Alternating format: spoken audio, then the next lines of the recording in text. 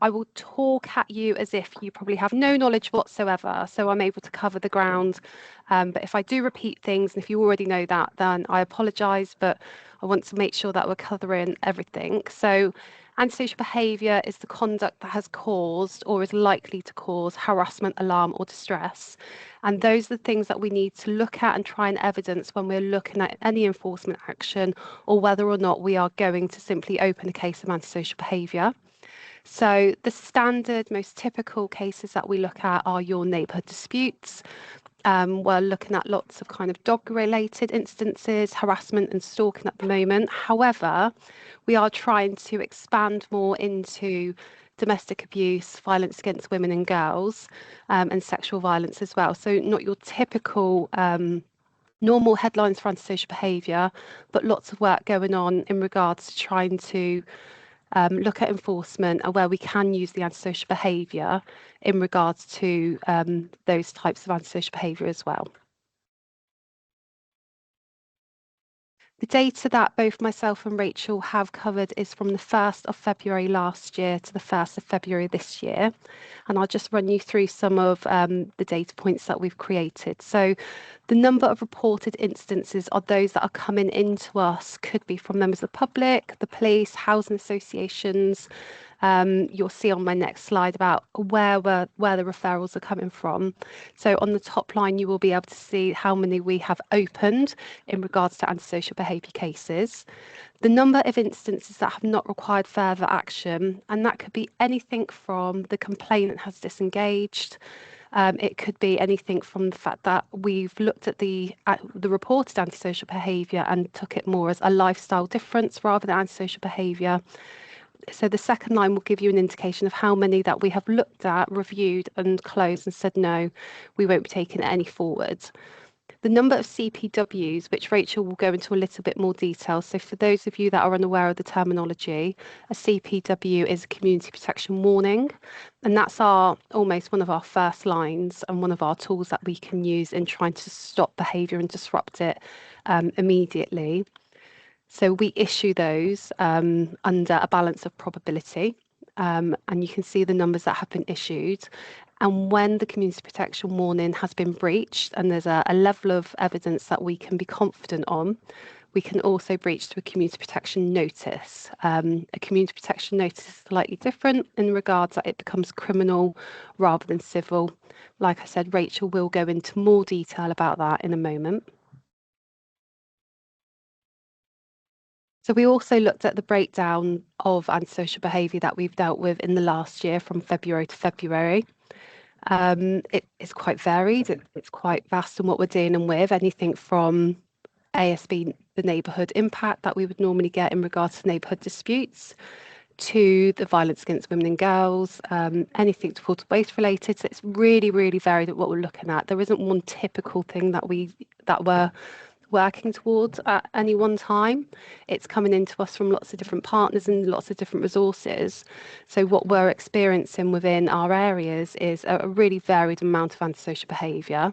And you'll also see where the referrals are coming from as well. Again, the majority of Teambridge, I can say, is coming from either the police or housing associations, where we're working closely with them in regards to moving on instances.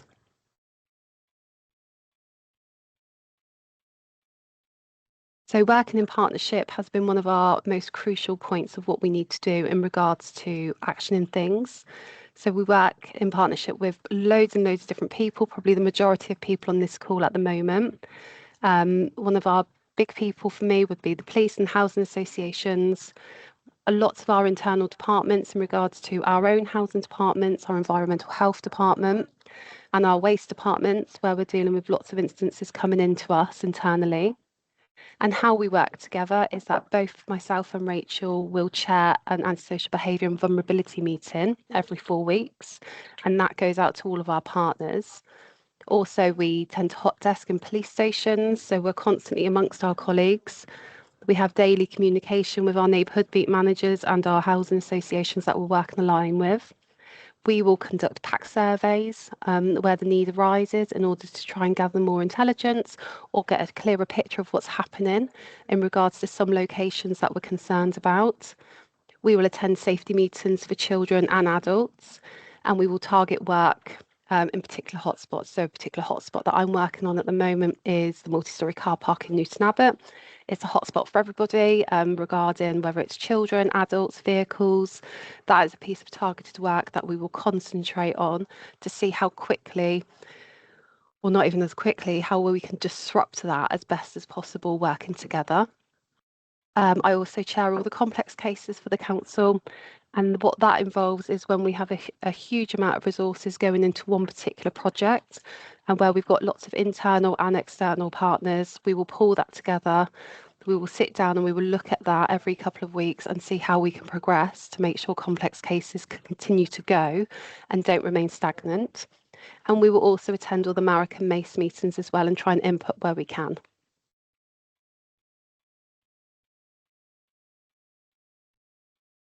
So one of the examples I can give you is that I have been involved in a gentleman who is referred to as Mr. C. He has had persistent and escalating antisocial behaviour, and this is a really good example of how we can use our ASB processes to the full, where we can be graduated. We don't have to go straight in with enforcement. However, it gives you a good example of when problems don't get any better, we can then use that graduated response and ultimately come to an end where the partial closure was put in. So we were dealing with Mr. C. He was a single male living on his own and required a little bit more money. In order to get some more money, he took some tenants on. Those tenants encouraged a bit of a cycle of drinking, and when that drinking and become a bit over the top, lots of the neighbours were being impacted on arguments, particularly in the early hours of the morning, that kind of spill out into the street.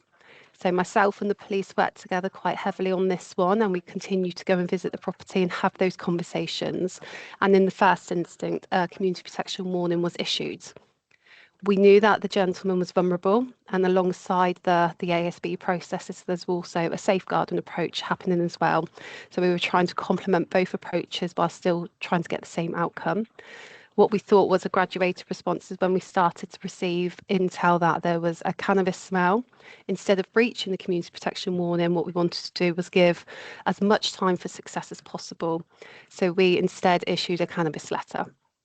Unfortunately, the antisocial behaviour continued, and it continued to impact on the neighbours. So the decision, after quite a few friendly chats and words of advice, a community protection notice was issued.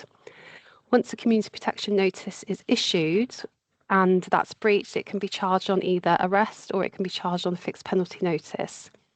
After continuing breaching the community protection notice, and after the police and myself going up at this point, probably weekly, to have conversations with the owner and social care and the tenants to try and resolve this as quickly as we could, a fixed penalty notice wasn't issued. So at this time, we've had 4 enforcements. However, this has been over a longer time span to just try and get success where we can. Unfortunately, our tactic of trying to be supportive didn't work, so we went to court for a partial closure. And a partial closure is for where we can go to court and ask the magistrates at the time, we would like to close this house down. So we have an option for a partial closure or a full closure. At this point, we did not want to make the owner homeless. What we wanted to do was to be able to support him within his property, to be able to engage with agencies such as Together for his drug and alcohol abuse. And also what we wanted him to do was be supported by mental health services. None of that would have been possible while the tenants were still there. So we were granted our partial closure and the tenants were removed from the property. I met with Mr. C actually yesterday because the partial closure is due to finish tomorrow. Well, it was due to finish yesterday actually. So we had a discussion with him where we look at success. We've looked at success in the fact that Mr. C was now engaging with services. His relationship with his extended family had strengthened. He was able to build on that, and also the ASB within the close had completely ended. So the neighbours were reporting that everything had ended. There was no more antisocial behaviour. So that is a success story on how well we can use antisocial behaviour processes in order to resolve an issue. We also have what we would call a typical kind of neighbourhood dispute, which we've kind of called Farm X here. There was extensive issues. There was extensive issues in regards to 3 families, and there was lots of over-reporting. There was lots of almost weaponising elected members into being on sides, and there was lots of different reportings that just couldn't really be evidenced. It was very much different lifestyles. It was hearsay, a bit tit for tat come the end, and it spilled into quite a big piece of work. And on this piece of work, we had to make a decision of, on a balance of probability, who did we feel would be appropriate to be issued a community protection warning. And the police and I decided that all parties would need to have a community protection warning in order to reset the issues and give space to everybody in regards to what was going on. I can honestly say I didn't honestly think the community protection warning would be successful at this point, because the issues had been going on for quite a few months. The reporting that I was receiving was almost 4 or 5 times a week. It was quite resource heavy. We were getting an awful lot of reports to the police. So I thought we had to start from the beginning and maybe look at getting to a notice. However, it was successful. Once all the community protection warnings had been issued, after a couple of back and forths about questions and what they meant, we haven't had a single report since. It seems that all parties are compliant. It's done exactly what we've wanted it to do. It's given that reset for everybody. It's allowed people some space and a bit of time to process what was happening. And it's also given everybody an opportunity to stay clear of one another. So that's 2 cases that I can talk to you about. And I think now we'll be going on to Rachel. You there, Rachel? I am. Okay, are you able to give me or do you want to just do the pages for me, if that's okay? Yes, of course. Yeah, of course. Okay, so if you just go on to the next slide. So hi everyone, I'm Rachel Underwood. I'm the Antisocial Behaviour Officer for South Hams and West Devon Council. Been in the role for 2 years now. And what I want to do first of all is just talk through a couple of case studies that I've got. So the first one is, again, they're all anonymised. I'm calling it Mr. D. So on this case, we had really high levels of antisocial behaviour. Lots of police resource being used. They were out on visits on a weekly basis. It was long standing. I think it'd been going on for nearly 22 years. So within a 12-week period, the police had actually had 24 incidents. So it was a lot of resource put into this. A lot of it was malicious communication and low-level things like tagging. And these incidents just seemed to progress and moved on to arson, criminal damage, assault on an emergency worker, public order offence, a breach of court bail. So it just got progressively worse as things went on. And because the person was young and each incident would go to court and it would be looked at on its own merit, so it seemed pretty low level. And because they were young, it was sort of, this person needs more support, and we weren't able to get anywhere with that. So we got involved as a council and started our ASB process of doing a community protection warning. This was breached almost straight away because this person was a repeat habitual offender, and antagonising, stalking and harassing the police. So within trying to get the case to court, there was a time where the police couldn't do anything until that case had actually been heard as a whole in court. So then I progressed to a community protection notice, because it doesn't take any time to do that. We can impact quite quickly and get that done. So we went to a community protection notice, which was then breached as well. But that then gave us the powers to, when it went to court, we could then also apply for a criminal behaviour order. So we had several meetings with our legal team and the police, and it was agreed that we would do a criminal behaviour order because of the breach of community protection notice. So we went ahead to court, and the perpetrator pleaded guilty to 2 offences of breaches of the community protection warning. So this resulted in a fine for each of them, but the most important thing was we were granted a criminal behaviour order, and then once she was on that, it had the powers of arrest for each instant that would happen, and that ceased the behaviour. So what had gone on for 2 years was then completely stopped, and it also enabled the perpetrator to get some support because she was struggling with life, and that enabled that to be looked at and the support to be put in place for her going forward. So that was a really long case that had gone on for so long, and then with the use of the community protection notice, it enabled us to get control of the situation quite quickly. So I have another case here as well. Police were concerned about a vulnerable resident within the community, and they were allowing people to come into the property. They were doing ASB in the area, they were drunk, they were exploiting the vulnerable person and using their home. So what we did was we gathered the evidence. We did a PAC survey in the area and got all the evidence from neighbours and witnesses, and was able to do a community protection warning. And what that did, that gave the vulnerable resident, rather than him having to manage them people who were coming into his home, he was able to show them that piece of paper and say it's not him that's stopping him, it was actually the community protection warning. So that gave him the confidence to be able to say they weren't allowed in the property.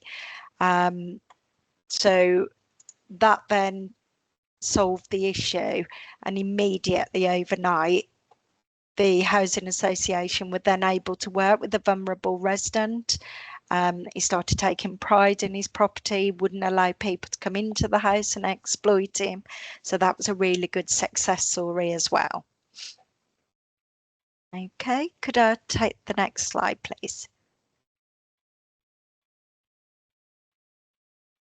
Okay, so the next slide I'm going to talk to you about is powers at our disposal as ASB antisocial behaviour officers. So as a lower level starting point, we can issue ASB 1 and ASB 2 letters. These can be for adults, these can be for youths. The youths, we send the letter along to the parent at the same time. So they are used sort of as a starting point, and they are quite successful in dealing with, rather than going straight in for a community protection warning. Sometimes it may just be that they need that in writing, telling them that partners are working together. We would be working with the housing association, the police, and that letter would outline that we are all aware of the issues that are being reported and to cease that behaviour. We also use what's called acceptable behaviour contracts.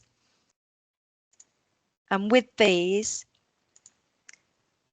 they're used mainly with, it can be that sets out what behaviour we want them to agree to. It's a voluntary process, so the perpetrator would sign to say that they agree to the acceptable behaviour contract, and again they can be quite successful as a lower stage starting off with ASB. So we will try and do these lower level interventions first of all.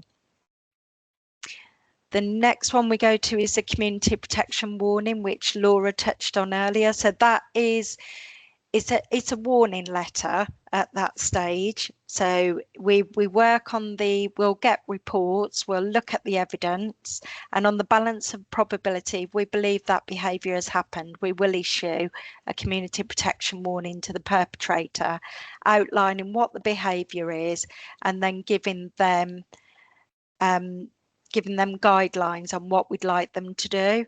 and say that nothing further will happen as long as that behaviour that has been reported does not reoccur. If that then continues, we can look at what's called a community protection notice. And at this stage, we as a community safety partnership have taken a decision that we will only deal with that for 18 years and over. It is on a case by case, but at the moment we can do them from 16 years old, but we try and work with youth interventions rather than go straight to a community protection warning, which could eventually criminalise them. So we may go down a different path for children 16 and below. But yeah, so that's where we go to the community protection notice stage. So we do have to, if we get to a community protection notice, we do look at the evidence, because that can then be challenged and the perpetrator can challenge that in court, and they will have their chance to appeal when it gets to notice stage. So we want to make sure everything is completely evidence-based at that stage. So if it is challenged in court, we're confident that we have all the correct information. We can also issue fixed penalty notices up to £500, and that is another option that we can do. That then takes away the proceeding any further past a community protection notice if they pay the £500. So, as I talked earlier, criminal behaviour orders is one that I discussed in one of the examples I gave you earlier. So this is issued only if there's a conviction for a criminal offence, and it's more for persistent offenders, as in the example that I discussed with you earlier. Closure power, so we discussed that with Laura's example, where they were able to partially close a property to stop certain people going to that property. We can also do a full closure order, which would stop that person being able to go to the premises. That could include their home, so it could potentially make them homeless if they continue with that behaviour. And then we have mediation, which we can use. So we can facilitate this, we can outsource it, and it's normally in neighbour disputes where somebody completely independent can get round the table, both parties can listen to each other and hopefully come to an agreement to stop that neighbour dispute. And then just finally, we have public space protection orders. So we have them for alcohol in public spaces, and they can be for dogs, and we work with the police on that. So for example, in West Devon and South Hams Council, we would police the dog public space protection orders. So that would be enforcement from the local authority. Whereas if somebody was drinking in an area with a public space protection order, the police would issue dispersal orders in that area. So we put them in place and we'll work with the police directly to use them powers. Okay, could you go to the next slide, please? Okay, so I'm just going to talk you through now logging of incidents for antisocial behaviour. So as Laura touched on earlier, these can come from all different members of the public, from councillors, it can be from the police themselves, housing associations. So we get reports coming in from all areas, internal departments as well. So when they're coming into us, they're reported on the website. First of all, obviously, we're not an emergency service, so we do make sure that if somebody is in danger, we want them to go to the police. So I've just put some notes on there just saying it seems pretty obvious, but some people will contact us, but it should be the police if somebody's life is in danger. We also support reporting to Crime Stoppers, or if it's a lower level issue, 101. And also victim support. So we like to ensure that victims are aware that that support can run alongside the work that we do. So we put some details there on victim support. But for the council to deal with the antisocial behaviour, you do need to log it through our website. you will be asked to do a diary sheet. So I'll just talk you through the process. So the reason that we ask for diary sheets is because we need to know what the level of impact is. So how that person is affected. Are they being affected in the evening? Is it in their home, where the enjoyment of their home is being affected? So all them issues and the level of the instance that happening, we need to assess that. So we do ask for diary sheets, see how often it's happening, and so we will ask that diary sheet to be filled in.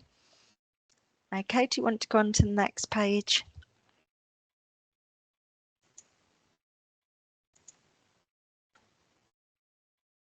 So yeah, so as I say, you report it, the details of the instance, including dates, times, and who the perpetrator is, if that detail's known. We then get the diary sheets and triage whether it is considered antisocial behaviour or whether it's nuisance, statutory nuisance. So that is why it's triaged at that stage. And then relevant investigation is done. That may be talking to neighbours, that may be asking for any evidence that the victim has. It could be speaking with the police, it could be speaking with the housing association, reviewing Facebook entries if that's evidence. So anything at all, we will work with the victim to gather that evidence with them and support them through the process. And then resolution, it's on a case-by-case basis. So I've taught you through the tools, and it on a case-by-case basis, we would determine which is the best tool to use for that incident. And it's then a staged approach to the enforcement. Okay, could you go to the next slide, please? Okay, so as we've touched on, we work with many partners, and what we work under, so the reason that it's Teignbridge, West Devon and South Hams is we're all part of the Community Safety Partnership. That was introduced by the Crime and Disorder Act in 1998. So it brings together the local partners, formulate, implement strategies to tackle crime. So we do work really closely, as Laura touched on earlier. We will have monthly meetings that can involve mental health coming to our meeting. It can involve community charities. So it's all about supporting the community and how we can work together to tackle the antisocial behaviour. So there's over 300 community safety partnerships in England and Wales. So as I've touched on, that can be the fire service, rescue, probation, health partners, social landlords, and we all work together. So it's not a case of one person dealing with the ASB. We'll be working in conjunction and complementing each other in using the tools for the antisocial behaviour to combat it. Okay, so if you want to go on to the next slide. So, and then finally, we have what's called an ASB case review. It used to be called a community trigger. People may know it as that. So this is a mechanism that victims can use if they feel that they're not getting the resolution. And it's a really good tool because it can make partners work together and look at the situation as a whole. So there is a criteria for that. There needs to be 3 complaints or more within a 6-month period where there's been no satisfactory action. So community remedy gives the victim a say on out of court punishment for offenders. So it is a really good tool. It can be used just to focus everyone's attention on what we can do to resolve it. We do have very long-standing cases where sort of one partner may be working on their own. It just brings that opportunity for us all to work together. So it works really well to do that. And again, that can be done through the police, through 101. So anybody who's suffering from antisocial behaviour, if they meet the criteria of 3 complaints or more without satisfaction, they can ask for a ASB case review. Okay. So that's your last slide, Rach. Yeah. So that's the end of the presentation.